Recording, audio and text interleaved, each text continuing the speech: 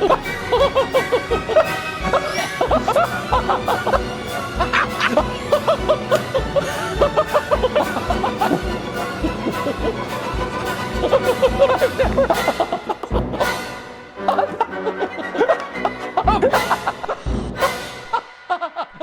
going on, everyone? Jeremy here from The Quartering, and there were some absolute bombshells last night from the Tucker Carlson interview. Bombshells that mainstream media is conveniently glossing over as they continue to smear him and whine and complain about the questions he asked and complain that he let somebody talk, and the whole thing, the whole war machine is blowing blowing my mind. You know, it is so obviously stepping out into the light. You know, peace is not profitable, and that's become abundantly clear. As now, I don't believe things out of hand just because, you know, Tucker interviewed somebody and they said some things. And that is what I think is an unfair criticism of many people who watched this interview and felt like it was interesting or felt like there were enlightening things about it. I wasn't, you know, having a 30-minute lesson on history to start the interview wasn't on my bingo card, but there were some interesting claims that were made, including that Clinton had bamboozled him and offered to let them in NATO and then reneged.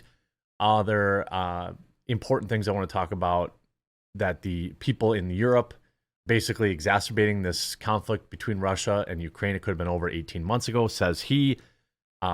He also makes claims about the U.S. government and who's really in charge, claims that I think a lot of people probably would agree with, but again, no evidence of, and just because he says it doesn't make it true, and also doesn't make it false. People need to do their own research.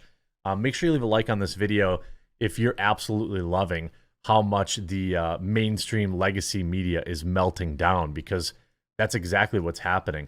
Now, the interview itself has received 122 million impressions on X alone. I would argue that, you know, it's probably 10 to 20 million total views. Another million views on Rumble. I don't know if he uploaded it to YouTube or not. I doubt it. I'm not 100% sure. He also uploaded it to his website, which we have not seen any statistics for, which is where I watched it. In the 2-hour, 10-minute interview, there were some interesting nuggets that I want to go over. By the way, I want to let you know, a lot of people ask what kind of hardware I use. Every computer in my home is from Meta PCs. They have been my partner for going on 2 years now. They don't give a dang about cancel culture. They stand by me. They have pre-made. I have worked with them to put together some kind of good, better, best options here. They've also participated in giving me computers to give away. They're just one of the best partners imaginable. They have tax refund sale. They have ready-to-ship systems that leave the next business day. Lots of them are available on the site. You can custom build it from the ground up if you want. They have no credit check options available. Financing promos for the new year up to 6 months, 0% interest. They have military and first responder discounts. They have the new 40 series graphics cards from NVIDIA and so much more. Promo code The Quartering, one word, will also save you money. So when you're in the market for a new computer, remember Meta PCs, promo code The Quartering. I'll leave a link in the description down below. You can do some shopping and see what they have to offer. They have laptops too and things like that. I use their laptop. I use their desktop. My wife uses their desktop, friends and family. So they're just a great company. Now, the White House put on what was perhaps the most pathetic display I've ever seen, trotting Joe Biden out there, and he looked completely lost.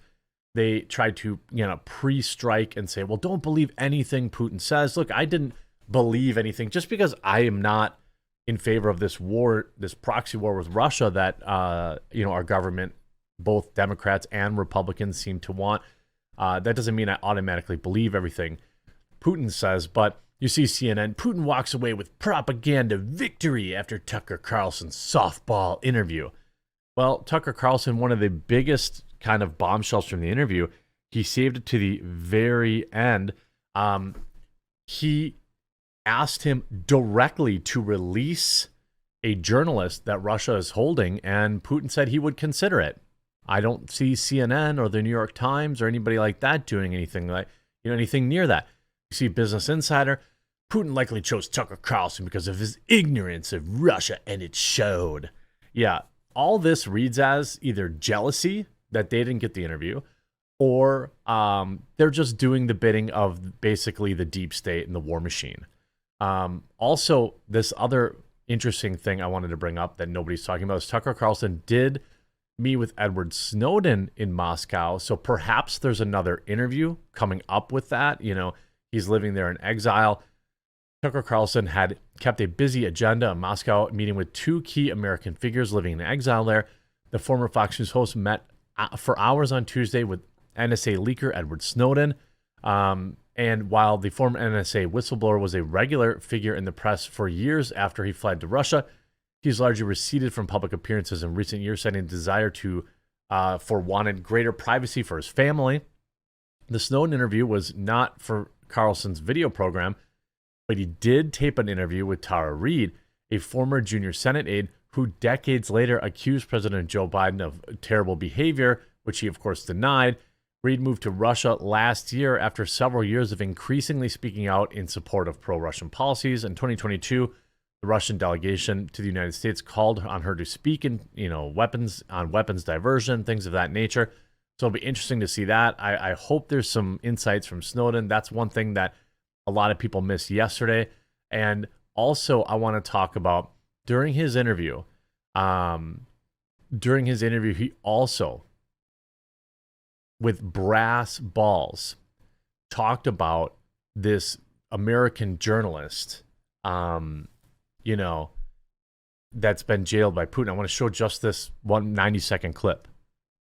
I just got to ask you one last question, and that's about Evan Gershkovich, who's the Wall Street Journal reporter. He's 32, and he's been in prison for almost a year. And I just want to ask you directly if, as a sign of your decency, you would be willing to release him to us and we'll bring him back to the United States. Absolute mega balls. Puts Putin on the spot, asks for the immediate release, immediate release of a journalist that's being held there. Now, we saw how Ukraine treats people that many people believe are journalists, but I mean, I've criticized Tucker Carlson for caring more about being an entertainer than being honest. So just want to say that it takes balls so large, you need a wheelbarrow. We have done so many gestures of goodwill out of decency that I think we have run out of them. We have never seen anyone reciprocate to us in a similar manner. However, in theory, we can say that we do not rule out that we can do that if our partners take reciprocal steps. He's basically saying, look, we've done all these things that people aren't reciprocating. I disagree with that. I believe we made a overwhelmingly positive trade for that loser WNBA star that knowingly, willingly broke Russian law, but only got out because she's a member of the LGBTQ community. Meanwhile, a journalist stays rotting in their prison. This difference is the guy's obviously not a spy. He's a kid. And maybe he was breaking your law in some way, but he's not a super spy. And everybody knows that. And he's being held hostage in exchange, which is true. With respect, it's true. And everyone knows it's true. So tells Putin to his face in the Kremlin, you are holding a U.S. journalist hostage. Let him go. Maybe he's in a different category. Maybe it's not fair to ask for, somebody else in exchange for letting him out. Maybe it degrades Russia to do that. He basically called him a cuck there, saying, why are you holding a journalist? And asking for some sort of, war criminal, which is what the U.S. happily traded for that loser from the WNBA. Was receiving classified, confidential information, and he did it covertly. I mean, this is a 32-year-old newspaper reporter. He committed something different. He's not just a journalist. I reiterate, he's a journalist who was secretly getting confidential information. I do not rule out that the person you refer to, Mr. Gershkovich, may return to his motherland. By the end of the day, it does not make any sense to keep him in prison in Russia. I hope you let him out. I mean, it would be, could you imagine if Tucker ends up getting a hostage released? Because that's really what he is. I mean, he's a political hostage. Russia will hold him. I don't know, what, confidential documents he was even getting. What were they, the recipes, was Putin eats for breakfast? Was it military secrets? We don't know. And, it's fair to say that he's being held there unfairly, right? You also see Ben Norton writing, Tucker Carlson's role in the U.S. political system, aside from recruiting for the GOP, is to disrupt the anti-war movement and co-opt people who oppose the proxy war with Russia and Ukraine. Co-opt? I felt that way before I ever saw Tucker Carlson's opinion on anything. Instead of pushing for war on China. So in his interview with Putin, he absurdly portrayed China as the new colonial power, ridiculously claiming it violates the sovereignty of other BRICS members. Putin debunked this, quote, boogeyman propaganda, stressing that China's foreign policy philosophy is not aggressive and that Beijing seeks peaceful cooperation. He writes, Tucker Carlson's entire fake anti-war shtick is to say he opposes war on Russia because instead he wants war on China. I don't think that that's necessarily true. I don't think that's true at all. Of course, Ben Norton, journalist, disagrees. I don't think Tucker wants war with anybody. I don't think that his anti-war stance is a grift. Another bombshell I thought was very interesting from the interview was that Vladimir told Tucker Carlson that the deep state are in fact in control of America and the presidency. Something I personally believe too. Obviously, Joe Biden isn't making any decisions. That's just my opinions. I can't prove that. That's just my opinion. I'm allowed to have that even on places like YouTube. Tucker, so it sounds like you're describing a system that is not run by the people who are elected in it is what you're saying. Putin said, that's right. That's right. By the way, I don't know if you made it this far in the video, then you're a true fan. I'm interviewing J6 political prisoner and journalist Owen Schroyer today over on my Rumble channel at 1 Eastern. I hope to see you there. Also, Paul Joseph Watson writes, during his interview with Tucker, Russian President Vladimir Putin confirmed that the British Prime Minister Boris Johnson sabotaged a peace deal with Ukraine that would have ended this war 18 months ago. Now, I don't know, and what does that quote-unquote peace deal mean? I think neither side is going to be entirely honest, obviously, right?